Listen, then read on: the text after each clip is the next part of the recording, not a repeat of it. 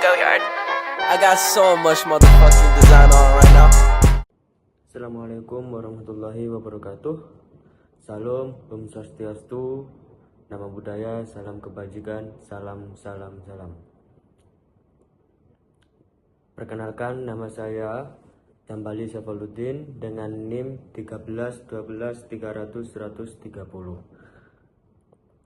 Di sini kelompok kami akan menjelaskan tentang Badan Penunjang Hukum KPU. Komisi Pemilihan Umum adalah lembaga negara yang bertanggung jawab dalam penyelenggaraan pemilihan umum di Indonesia. KPU diatur dalam Undang-Undang Nomor 7 Tahun 2017 tentang Pemilu. Tugas utama KPU antara lain adalah menyelenggarakan pemilu, menetapkan hasil pemilu, serta mengatur dan mengawasi partai politik. Komisi Pemilihan Umum adalah lembaga negara yang bertugas menyelenggarakan pemilihan umum di Indonesia. KPU didirikan berdasarkan Undang-Undang Nomor 15 Tahun 2011 tentang penyelenggara pemilihan umum. KPU memiliki wewenang untuk mempersiapkan, melaksanakan, dan menyelesaikan segala urusan yang berkaitan dengan pemilihan umum, termasuk mengatur tahapan pemilihan, memverifikasi calon, menetapkan hasil pemilihan, serta menangani sengketa pemilihan. Perkenalkan, nama lengkap saya Simpson Efraim Hermone dengan NIM 13123000145. Di sini saya akan menjelaskan dasar hukum Komisi Pemilihan Umum atau KPU. Berikut adalah penjelasannya. Yang pertama itu ada Peraturan Perundang-Undang Nomor 33 Tahun 2012 tentang Jaringan Dokumentasi dan Informasi Hukum Nasional.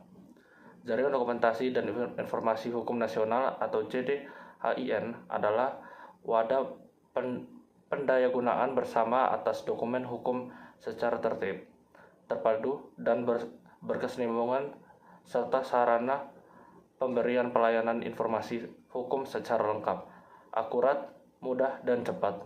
Yang kedua, ada Peraturan Menteri Hukum dan Hak Asasi Manusia Nomor 8 Tahun 2019 tentang standar pengelolaan dokumen dan informasi hukum. Peraturan ini berpedoman pada pengelolaan JDIH KPU.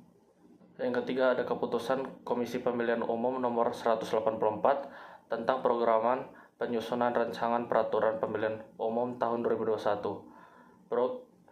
Program ini bertujuan untuk mewujudkan pengelolaan pemilu yang demonstrasi, jujur, dan adil melalui pembangunan sistem hukum yang berkeadilan dan ketertiban. Yang terakhir, ada Keputusan Komisi Pemilihan Umum Nomor 10 tentang pedoman. Yang terakhir, ada Keputusan Komisi Pemilihan Umum Nomor 10 Tahun 2022 tentang pedoman teknis pengelolaan dokumentasi dan informasi hukum di lingkungan Komisi Pemilihan Umum, Komisi Pemilihan Umum Provinsi, dan Komisi Pemilihan Umum Kabupaten atau Kota. Pedoman ini berfungsi sebagai acuan teknis dalam pengelolaan JDIH KPU. Dasar hukum KPU ini berfungsi sebagai landasan hukum dalam pengelolaan KPU dan pengelolaan JDIH KPU. Assalamualaikum warahmatullahi wabarakatuh. Perkenalkan, saya Vika Yulia Pratami, NIM 13122000319. Di sini saya akan menjelaskan contoh kasus di KPU, yaitu dugaan kecurangan pemilu 2024 yang disebut lebih parah dan bentuk pelanggaran yang terjadi saat pencoblosan. Lembaga Pemantau Pemilu, Demokrasi and Electoral Empowerment Partnership Indonesia menyebut dugaan kecurangan dan pelanggaran yang terjadi pada pemilu 2024 lebih parah ketimbang pemilu sebelumnya. Pantauan DEIP Indonesia, 7 provinsi menemukan logistik surat suara banyak yang tercoblos, tertukar, dan hilang. Kemudian ada pula laporan kotak suara tidak tersegel. Tempat pemungutan suara terlambat dimulai hingga TPS yang tak aksesibel terhadap disabilitas. Komisioner Komisi Pemilihan Umum Idam Qolik mengatakan jika ada dugaan kecurangan maka proses itu akan ditangani Badan Pengawas Pemilu atau disebut Bawaslu. Adapun anggota pihaknya belum bisa memastikan jumlah surat suara yang telah tercoblos. Sementara itu, Presiden Jokowi berkata jika ada bukti pelaksanaan pemilu curang agar segera dibawa ke Bawaslu dan Mahkamah Konstitusi. Dugaan kecurangan pemilu.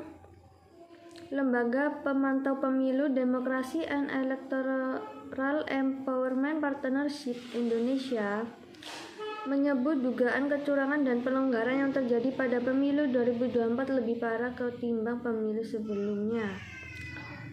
Sebab menurut Direktur DEEP Indonesia Neni Nurhayati, selain karena indikasinya terjadi di banyak provinsi, juga tak ada gerak cepat yang dilakukan Bawaslu sebagai pengawas.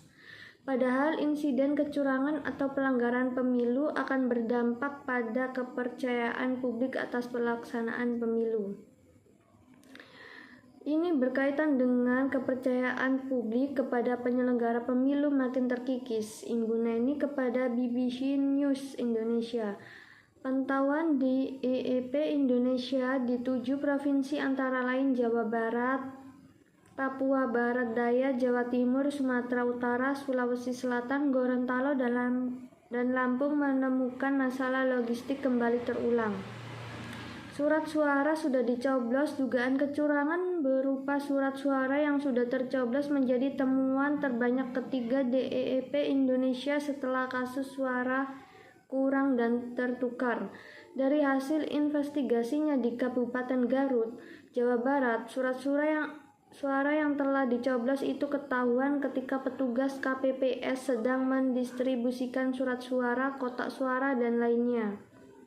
Surat suara tertukar. DEEP Indonesia menemukan kasus surat suara tertukar terjadi di 21 TPS dan paling banyak, di mana antara satu dapil dengan dapil lainnya tertukar surat suaranya. Surat suara antar dapil yang tertukar seperti ini kerap menjadi penyebabnya kemungkinan karena ketidakcermatan petugas di lapangan lantaran banyaknya surat suara yang harus dicoblos.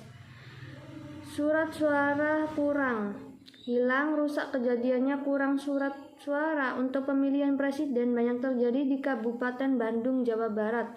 Akibatnya petugas KPPS harus mengambil surat suara dari TPS terdekat dan untuk sementara waktu pemungutan suara diberhentikan. Kesiapan petugas di lapangan kurang. Selain mencatat persoalan logistik pemilu, DEEP Indonesia juga menemukan ada kelalaian penyelenggaraan pemilu. Direktur DEEP Indonesia Neni Nurhayati mengatakan pihaknya sudah melaporkan dugaan pelanggaran dan kecurangan itu ke Bawaslu setempat maupun pusat bersama bukti-bukti yang mereka miliki. Ketua Bawaslu Rahmat Bagja mengatakan sejauh ini pihaknya belum menemukan adanya dugaan kecurangan pemilu yang terstruktur, sistematis, dan masif.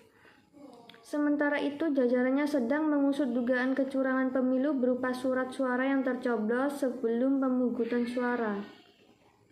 Namun begitu, katanya waktu pengusutan dugaan pelanggaran pidana tersebut terbatas karena meliputi penyelidikan hingga pencarian alat bukti seperti tercantum di UU Nomor 7 Tahun 2017. UU Pemilu hanya memberikan waktu kepada kita 7 hari plus 7 hari. Penyelidikan 14 hari. Nah, disitulah waktu kami untuk mencari bukti, imbuhnya dalam konferensi pers di Gedung Bawaslu Jakarta. Nantinya jika perlu berhasil dikumpulkan maka Bawaslu akan meregister bukti-bukti tersebut, kemudian pihak kepolisian yang menindaklanjuti ke tahap penyelidikan dalam waktu 14 hari. Adapun anggota Bawaslu berkata pihaknya sedang merekap sejumlah surat suara yang diduga telah dicoblos pada paslon tertentu. Meskipun surat suara tersebut sebetulnya otomatis dianggap rusak dan pemilih akan menerima surat pengganti. Presiden Jokowi menyatakan bahwa kecurangan ke MA. Di tengah kencangannya isu dugaan kecurangan, Presiden Jokowi meminta pihak-pihak tertentu tidak hanya mengeluh soal pelaksanaan pemilu yang disebut banyak kecurangan. Jokowi berkata, jika ada bukti bahwa pelaksanaan pemilu curang, maka langsung dibawa ke Bawaslu dan Mahkamah Konstitusi. Yang pertama mengenai kecurangan, caleg itu ada sanksi di TPS partai, ada sanksi di TPS capres, cawapres, kandidat, ada di TPS, ada Bawaslu, aparat juga ada di sana. Namun jika memang ada dugaan kecurangan, ada mekanisme Bawaslu dan pengajuan gugatan ke Mahkamah Konstitusi. Menurut pendapat kelompok kami, KPU seharusnya tidak dibubarkan. Alasannya yaitu kita juga butuh buat mengikuti hak suara kita. KPU juga bertanggung jawab untuk mengatur, mengawasi, dan melakukan pemilu yang adil dan jujur. Tanpa KPU, lembaga panitia lebih baik dapat menanggung stabilitas dan integritas proses demokrasi yang ada di Indonesia. Terima kasih, cukup sekian dari pendapat kelompok kami. Wassalamualaikum warahmatullahi wabarakatuh. Audio Jungle.